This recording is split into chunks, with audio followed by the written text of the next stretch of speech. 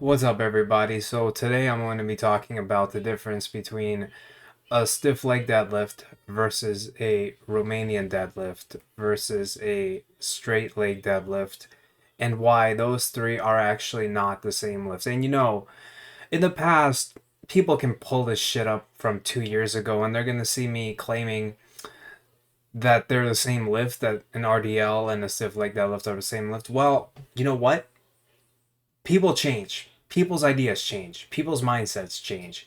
And I've decided, I've made the decision for all of you, because in the past, I make decisions for other people. People listen to me. Okay, I'm an influencer. But anyway, um, now I have a criteria for a stiff leg deadlift. I have a criteria for an RDL, and I have a criteria for a straight leg deadlift. And I'm going to explain the difference between all three of them. So bear with me. Okay, so here I'm setting up.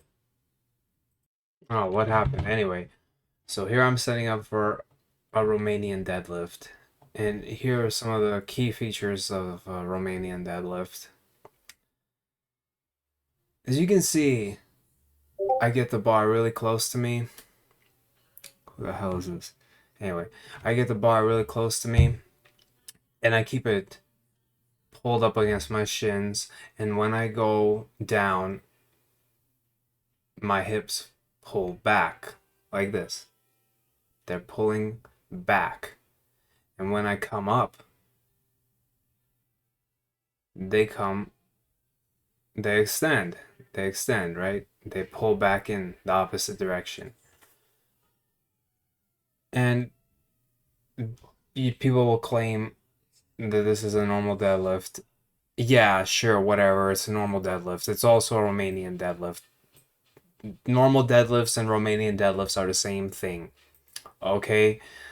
The criteria for a Romanian deadlift is vertical shins with the hips flexing back while maintaining a rigid spine. That's it. Those are the three criteria for a Romanian deadlift. It's really simple. Everybody does their Romanian deadlifts like this. Only a minority of people, like me, do them differently. And I'll show you how I do stiff leg deadlifts. Okay, so now I'm doing stiff leg deadlifts and I'm using a really big deficit. An even bigger deficit than I use for Romanian deadlifts, because you wouldn't be able to go that deep on a Romanian deadlift because the bar would touch your foot. In this instance, the bar is coming forward. The hips are not coming back the way they were coming on the Romanian deadlift. The hips stay in this position right here. They stay pretty stationary. In fact, as I come lower, they bend a little bit, but not really. The knees don't bend as much. They don't bend back as much as they did on Romanian deadlift. And also, disclaimer, or rather, my bad. Just a side note. You can bend your knees on a or stiff leg deadlift. You can bend your knees on a Romanian deadlift. You don't bend your knees on a straight leg deadlift. But on a Romanian deadlift, you will get a lot of knee bend if you're using the full range of motion.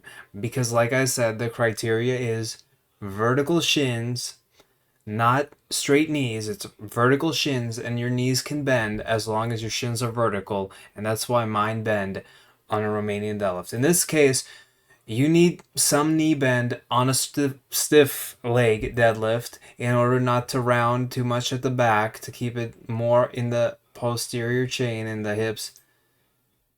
And the main difference is that instead of getting movement from the hips, you get movement from rotating your torso, which causes your shoulders to come forward and works your back a lot more. See, the difference between this and the other lift mainly is that this one exposes the back more because the bar drifts more forward. It's like a row negative. It's like a cable row negative for the back, while also working the hips, because this distance from the hip joint and the bar is further, which means there's more stress there with less weight, supposedly, but there's less hip flexion. And so, because there's less hip flexion, you don't work the ass as much with this variation as you do with a Romanian deadlift, because to work your ass maximally, you have to pull your ass back. All right, you have to pull your ass back. I'm not doing that here. This is not an ass lift. This is a hamstring lift and a lat lift and a trap lift and a rhomboid lift and a spine lift and a rear deadlift and a teres major lift. It's an all-around lift for almost everything except the ass. Okay, that's the difference. There's the criteria. High hips, not hips back, high hips for a stiff leg deadlift. Mostly straight knees. You're not trying to bend your knees more and more as you're going down. And rotation of the torso, whether the spine rounds or not, depends on the deficit. If the deficit was smaller here, it wouldn't round at all. And finally, we're going to talk about straight leg deadlifts. So in this case, I took it out of the rack, and I also took it out of the rack in the other example. But anyway, so here the difference is a little more subtle. Right here, you can see, in contrast to the other lifts, my knees are straight. That's why it's called a straight leg deadlift. And as I go down, I try to focus on making them straight. You see, the difference between an RDL and a straight leg deadlift is that when your hips flex and your knees bend as you're going down, this deactivates or shortens or slacks your distal hamstring tendon at the knee.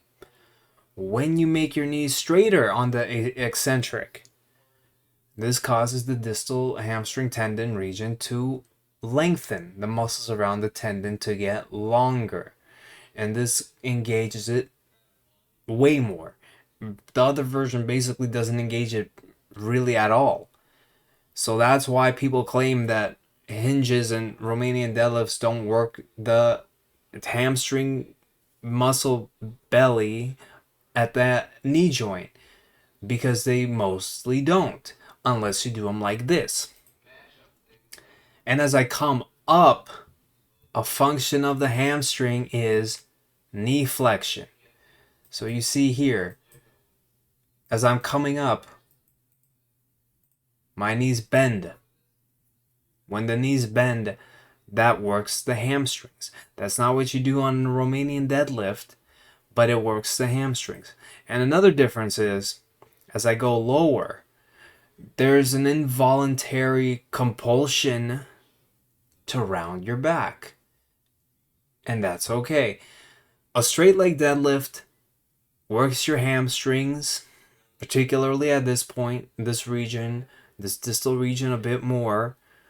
An RDL works the ass a lot more, and it might work this region, proximal hamstring region, more. Maybe not. But the straight leg definitely works this more than a Romanian deadlift.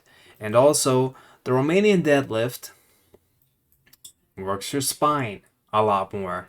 And arguably, it's got the same features of a stiff leg deadlift, with the bar drifting forward and all of that. So, the criteria for a straight leg deadlift is your knees get straighter as you get lower. All right, and they might bend on the way up. While a Romanian deadlift will have your knees bend on the way down and extend on the way up. You see, they're antagonistic motions. Even though they're both hinges, even though they look the same, the motions, the mechanics are opposite in that regard. And also, the hips don't move back very far, so it's not a really great ass exercise, but it's a great hamstring exercise, and it's a great lower back exercise, and it works your traps and all of that. But I think that's all for today. I think I've explained the difference between all three good enough for you guys to figure it out, because I used examples for you. So I'm gonna head out, and I hope this video has been informative, and I hope you guys know that there is a difference between Romanian deadlift and stiff leg deadlift and straight leg deadlift, and you don't mix them up anymore. Peace.